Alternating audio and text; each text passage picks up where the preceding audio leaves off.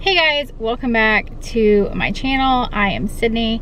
I just went to the post office and I am kind of running around today. I have several meetings that I have to go to, working on a ton of behind the scenes stuff that I'm super excited about, and I hope to be able to share with you guys very soon. I'm working on stuff for Q4 and all of that, but I wanted to make this video today. These are kind of some common questions that I get asked on a daily basis. They come up pretty much every week in my POSHBOSS HQ group and in emails, messages, things like that.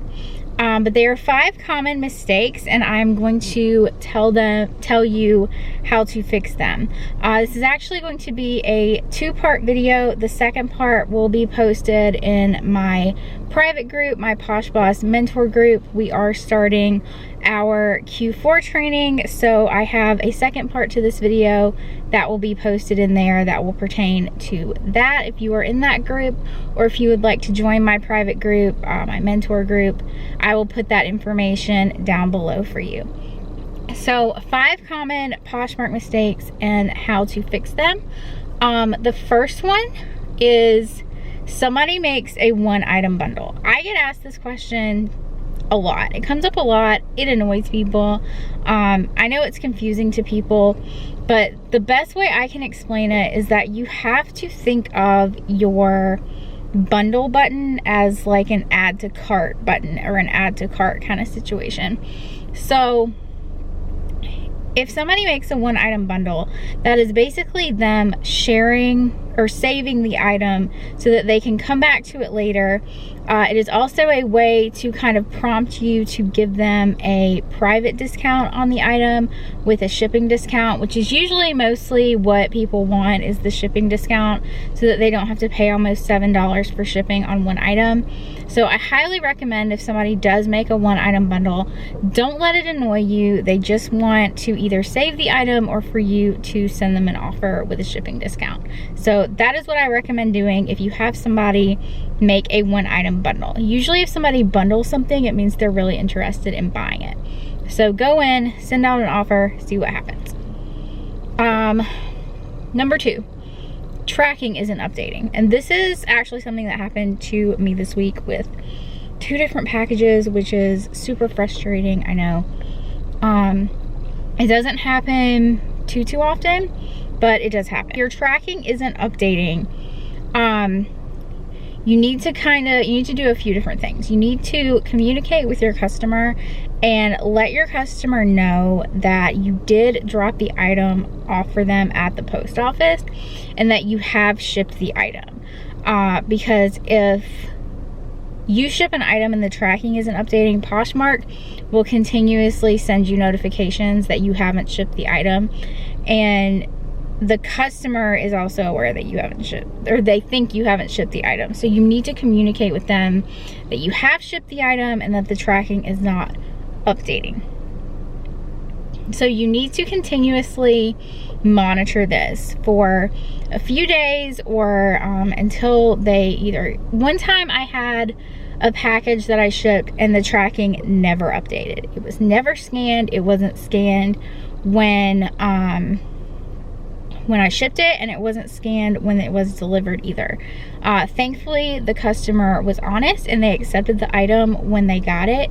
But if this happens and the tracking just never updates and you have shipped the item, you need to contact Poshmark. And that kind of goes into my 3rd thing, which is the package is lost.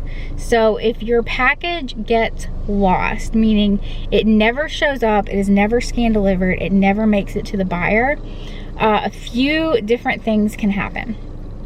The first thing is, if you can replace the item, reprint the label and ship them another one as soon as possible. Like if it's been a week and the package isn't there, I highly recommend shipping them another one. If there's no tracking, no nothing, and you still want to get paid for the item, and this is something that you can easily replace, I would just ship them another item. If this is not something that you can replace, then you need to contact Poshmark. Because these packages are shipped priority, they do have insurance on these packages. So if you have something that truly gets lost and just, you know, there's never any updates on it or anything, you can contact Poshmark and they can help you out, because the packages do have insurance on them. The next common mistake is there's a payment error. So sometimes this will happen if you go in, you accept an offer, and a little message will pop up saying that there's been a problem with the customer's payment. This doesn't happen too often, but I've had it happen a few times. And honestly, when this happens, there's a 50-50 chance of the person updating their payment information and actually paying you for the item. I have had some people update their stuff right away. I've had some people, sometimes it takes them a few hours for whatever reason, but they update and they pay you. I have had some people not update and you do not get paid for the item. The good thing is if this happens, your item does not get taken down off of Poshmark. It is still listed for sale on Poshmark, so somebody else could potentially still buy it if even if there's been a payment error. So your item isn't like held up in limbo or anything like that. It is still listed for sale on the platform, and if somebody who does want to pay you for it comes along and wants to buy it, they can still buy it. It doesn't prevent people from buying the item.